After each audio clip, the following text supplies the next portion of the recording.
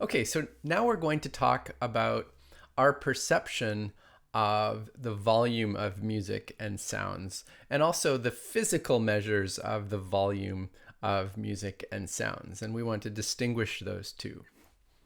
So we've already talked about a couple of different ways that the physical properties of a sound or of a sound wave can relate to the volume of that sound. And so the simplest thing that we've discussed is that when you have a sound wave, you can represent it by a time graph of the displacement of air versus time and the amplitude of this time graph. So the amplitude, how much is your maximum displacement, that is directly related to the volume or the loudness that we will ultimately hear. Okay, so this is a physical quantity that you can look at, and louder sounds, let's say assuming the same frequency, the same kind of sound, they would have higher amplitudes of displacement. A very closely related quantity that we've discussed is the pressure variation. So when air gets displaced, you have higher density regions, and these have higher pressure than the ambient atmospheric pressure. So if you plot the pressure versus time in a sinusoidal pure tone sound wave, then it might look like something like this. So it would vary up and down, above and below that standard atmospheric pressure. And we can look at the amplitude of that pressure variation. So the amount that the pressure varies from the atmospheric pressure, and that would be another measure of how loud your sound is. Or again, that would be related to the volume of the sound. So these two quantities, amplitude and sound pressure, those things are directly proportional to each other. If you double the amplitude, then you also double the sound pressure. And so those things are two ways that measure physical properties of the sound wave that are related to the volume. So there's one more way that I want to introduce that we haven't really talked much about yet, and this is the notion of intensity of a sound wave. So back when we were talking about oscillators, we talked about how you can keep track of the amplitude of the oscillation, but that as the amplitude of the oscillation increased, also the energy increases. And so intensity is a similar idea where you're looking at the energy contained in a sound wave. Okay, so if I play the guitar, then there's energy in the oscillation of the strings, but we've understood that that energy eventually leaves the guitar, and some of it goes into the air, some of it goes into the sound waves that the guitar is producing, and those travel away from the guitar and carry energy with them. And so you could actually look at how much energy are these sound waves carrying. And so the way that we define this measure of the energy flow is as follows. So we define a quantity called intensity.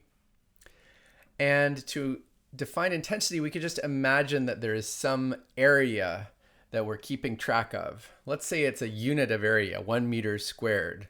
And we just look at how much energy is flowing through that unit of area per time. And that is the definition of intensity. So for example, you might have your meter squared, and you might have a particular sound, and it might be that 1 watt goes through that meter squared. So a watt is a measure of power, which is energy per time, and it's something that we're used to. Like the light bulb might be 30 watts, or your hairdryer might be 1,000 watts. So that's how much energy is being produced in a given amount of time. So when we say there's a watt per meter squared for our sound wave, that means if you look at this 1 meter squared area, then 1 watt is going through that. In terms of units of energy, that's 1 joule every second. Okay. So if you go back to thinking about the oscillators, we had this simple relation between the amount of energy in an oscillation and the amount of amplitude in the oscillation, where the energy was proportional to the amplitude squared. And so it turns out in a similar way, when we have sound waves with a particular amplitude, and if we double that amplitude, then it's actually 4 times as much energy per time that's being carried by the sound wave. So our relation between energy and amplitude extends into the physics of waves. The the intensity of a wave is proportional to the square of the amplitude.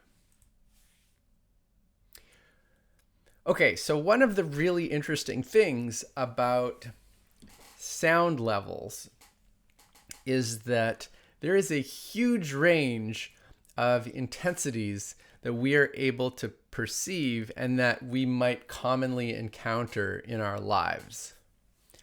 So you might think that quiet sounds and loud sounds, well, obviously the loud sounds have more energy. Maybe they have 10 times more or 100 times more or 1,000 times more. Actually turns out that the loudest sounds that we experience have something like 1 trillion times more energy. That's 1,000,000,000,000 times more energy than the quietest sounds that we encounter. And so in order to avoid having to use these giant numbers to talk about the relative amounts of energy that sound waves contain, people have come up with what's known as the decibel scale. So the decibel scale is just another way of talking about sound intensities. So we talk about the sound intensity level as being measured in decibels. And so let me explain how this system works. So what we do is we define 0 decibels to be a particular sound intensity level, which corresponds to roughly the quietest sound that we're able to hear. If you want to know how much energy is in that sound, it turns out to be about 10 to the minus 12 watts per meter squared. So 1 trillionth of a watt per meter squared. And in terms of the pressure variation, so if you look at that quietest sound that we can hear, how much is the pressure varying away from the atmospheric pressure, which you remember is about 100,000 pascals? Well, the variation that we can detect is actually this tiny, tiny fraction, 0.00003 pascals. So that's a tiny fraction of the atmospheric pressure, but we're able to detect those variations with our ears. Okay, so starting from that level, that's what 0 decibel means. That's this quietest sound level that we can perceive. Then if you add 10 decibels, what that means is you want to multiply that amount of intensity by 10. And then you add another 10 decibels to get to 20 decibels, and that would be multiplying by 10 again. So every time you add 10 decibels, that's actually 10 times as much sound energy as you had before. And so it turns out this scale goes up and up and up, and we commonly encounter sounds that could be 90 or 100 or even higher in terms of the decibel scale. 120 decibels is a level that is described as the threshold of pain. So those are sounds that are so loud that we would experience physical pain. So this is a little bit like our perception of frequency, where you have to keep doubling the frequency in order for us to perceive a constant increase in pitch.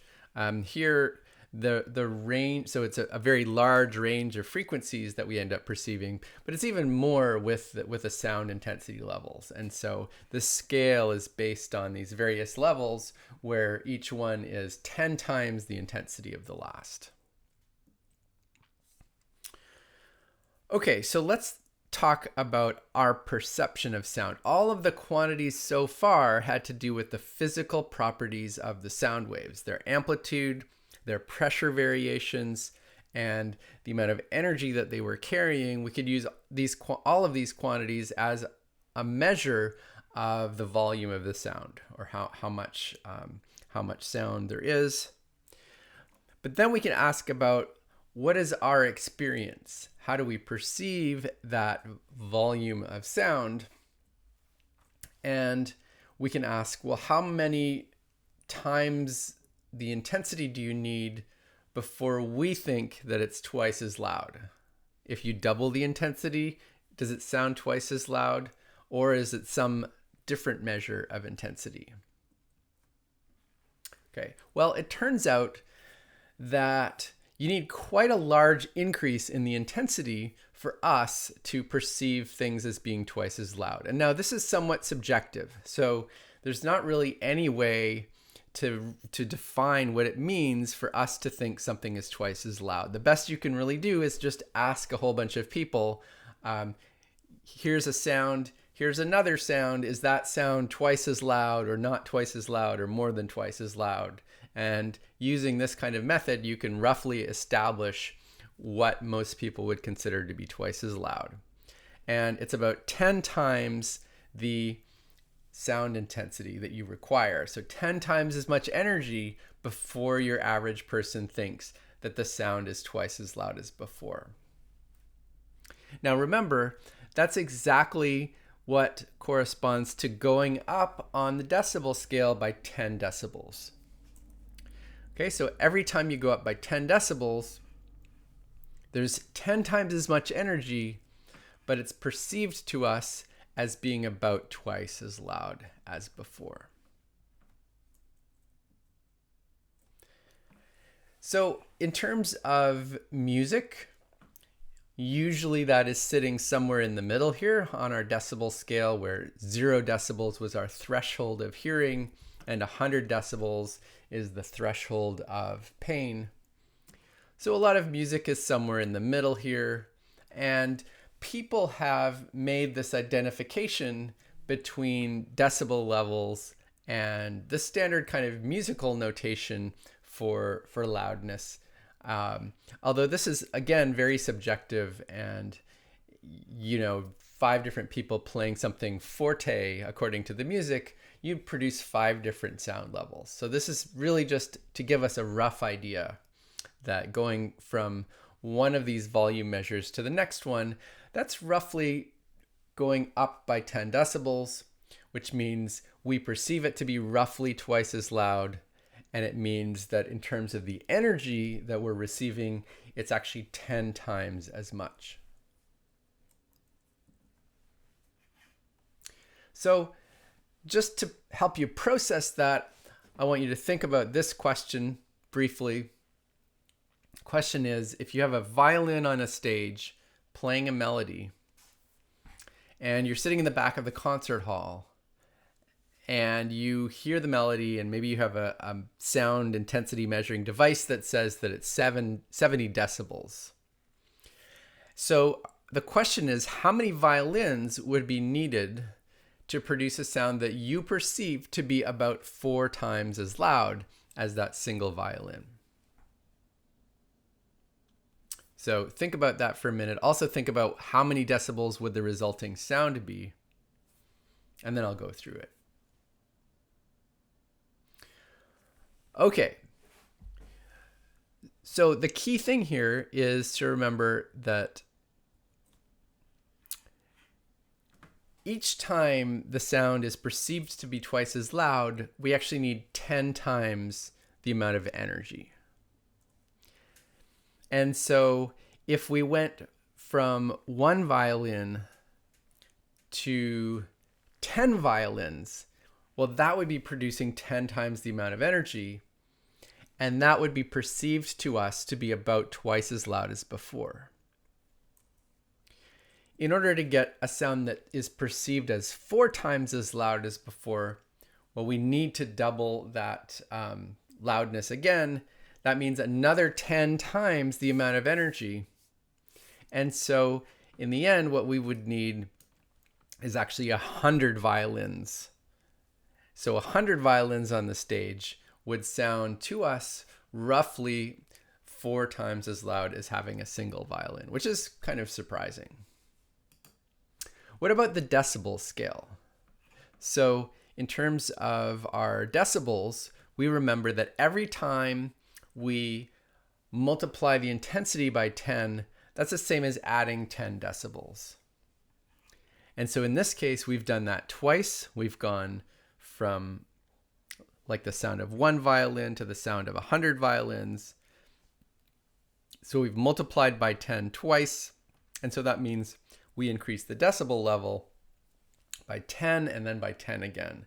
And so the resulting sound would be 90 decibels.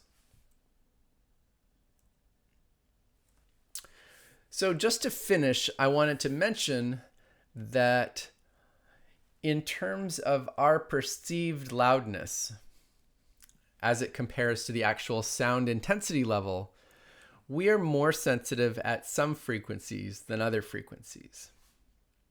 And so clearly, if the frequency is less than 20 hertz or more than 20,000 hertz, well, we're just not going to hear it, even if it's at a very high intensity level.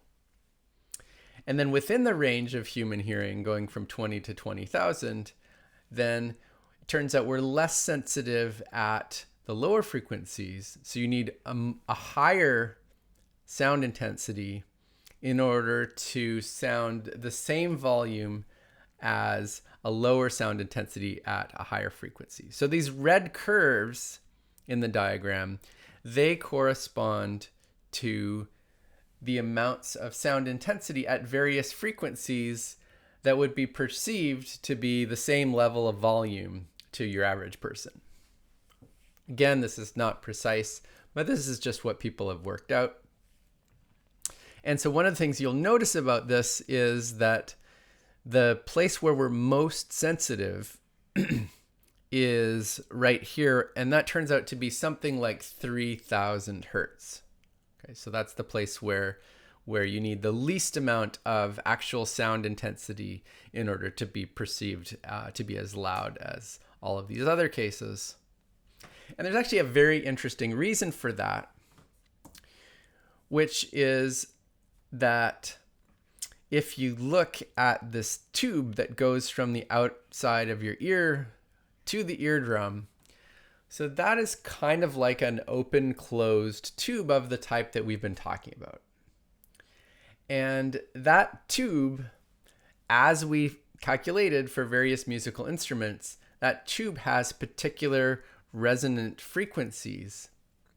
And if you work it out, the fundamental frequency of that open closed tube, which is about 2.5 centimeters long, that turns out to be around this 3,000 hertz. Okay, and so sound waves around that energy, they will excite the standing waves inside your ear canal and therefore sound louder. So we're more sensitive to frequencies right around that one. Okay, so that's it for this video. Next time we're going to start looking at how we perceive sounds when there are multiple frequencies together and how our perception changes as the distance between those frequencies changes.